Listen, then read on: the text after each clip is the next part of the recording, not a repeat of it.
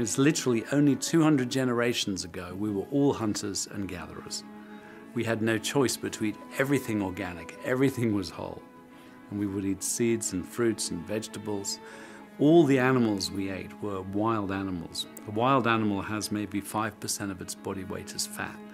Most of the animals we eat today, even organic animals, you're looking at 20%. So food has phenomenally changed.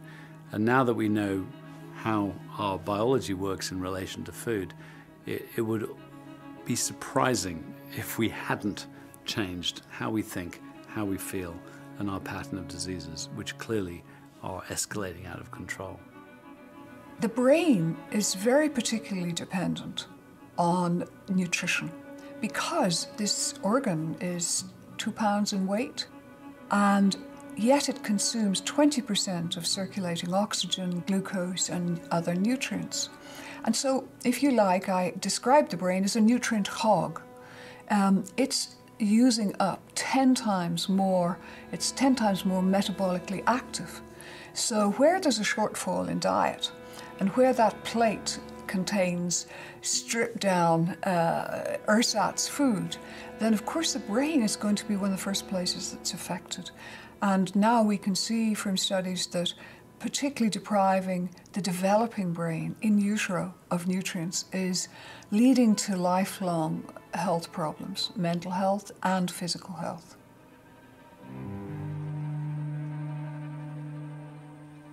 One of the problems is the scale of food processing, and many people think in terms of grains and sugars and how they have been processed. There's an interesting historical element here in that the ancient Romans knew more about grain processing than people did up until the early part of the 20th century. That knowledge had been lost for almost 2 millennia. We've caught up, and we've probably superseded what the Romans had done in terms of not just refining grains, refining sugars, refining and creating all sorts of artificial fats. And most people, unless they are very mindful of what they are eating, are basically eating in this sea of junk food. The solution is really very simple, and I can't claim credit for the idea, but it's basically going back to fresh foods, avoiding almost anything that comes in a bottle, jar, can, or box. These processed foods bring about inflammatory conditions, and these inflammatory conditions are associated with all of the problems that we have today, including psychiatric conditions, neurological conditions, cancer, diabetes, heart disease, and so on.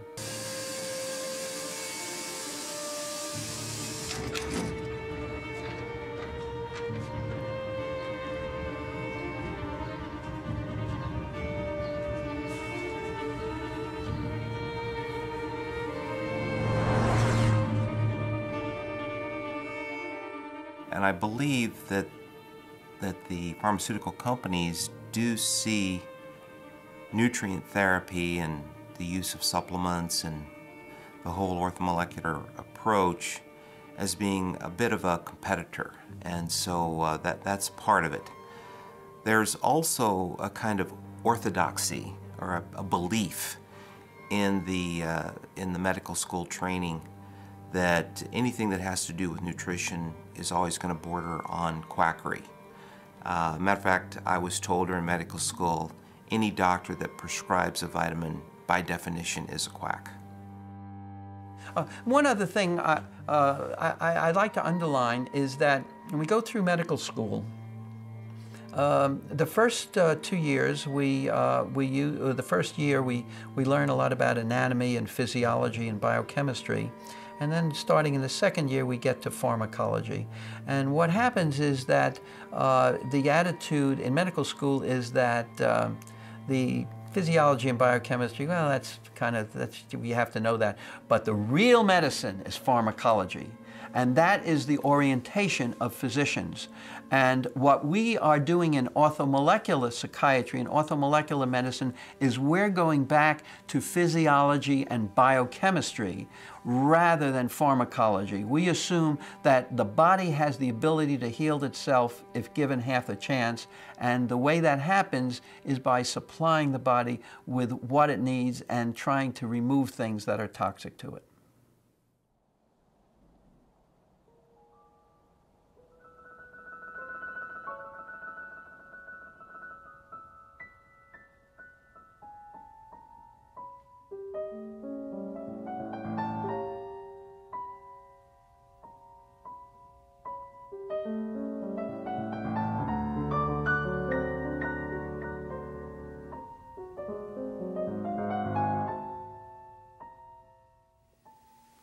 Most people don't understand schizophrenia. If a patient tells the psychiatrist that he or she is hearing voices, what does that mean? Unless the doctor has heard voices himself, it has no meaning. He can't visualize this happening. So we thought, first of all, if we're going to deal with schizophrenia, we have to understand its psychology. And we also said we will take hallucinogenic drugs like LSD and mescaline, and later on adrenochrome and adrenoleukin. We will take these drugs and see what it does to us. Then we'll have a much better comprehension of what is happening to our patients. We had to take this stuff ourselves to test its effect. We found that when it goes into the brain, it makes the brain less able to use its energy. After inhaling adrenoleukin, Dr. Hoffer became suspicious of everyone. It took half an hour to choose between tea or coffee, turned morose, and thought he'd better give up his job.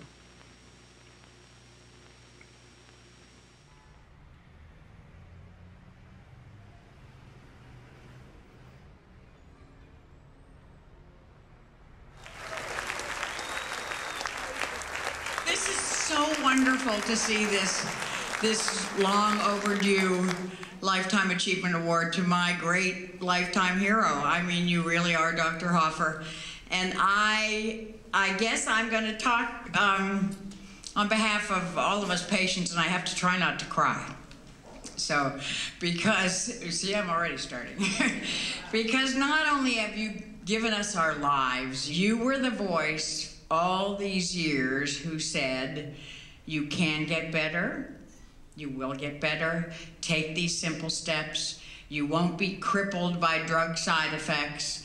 You've given us a quality of life that so many of us were told by the conventional psychiatric establishment was not possible for us. From the bottom of my heart, Dr. Hoffer, I send you love and gratitude and these tears.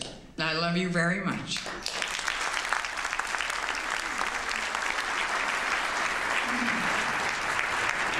In 1957, we first reported our findings, in 1957.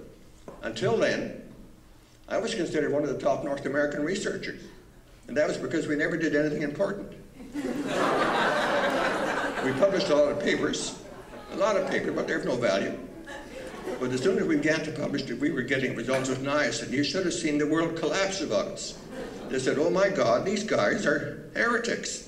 And the mental health business, or the mental illness business, is a multi-billion-dollar business.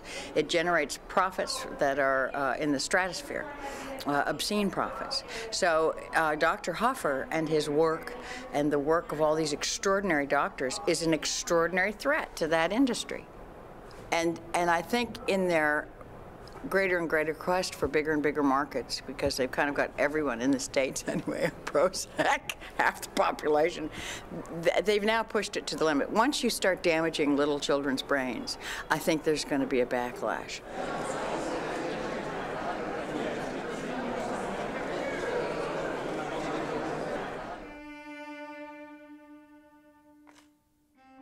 A family from Carmel, their 12-year-old son was schizophrenic. And his father, a doctor, called me and was crying. And I said, what's wrong? He said, my son, I've just been told by his psychiatrist that he will never get well never get well. And so when he was given that horrible news, he began to spend as much time as he could in the library, and he ran across the first paper we ever published in 1957, where we first described the use of vitamins for the treatment of schizophrenia. I said, get hold of some niacin and talk to his doctor. Maybe he will agree to put him on it. And he said to the son's doctor, would you please try this niacin? Told him what he knew about it. The doctor was very annoyed, very hostile. And he immediately issued two lies. He said, first of all, it'll fry his brain. And then he said, a second lie, we have tried it, doesn't work. If they had tried it and it didn't work, why didn't they publish it? There was never a single publication from them saying it didn't work. They never tried it.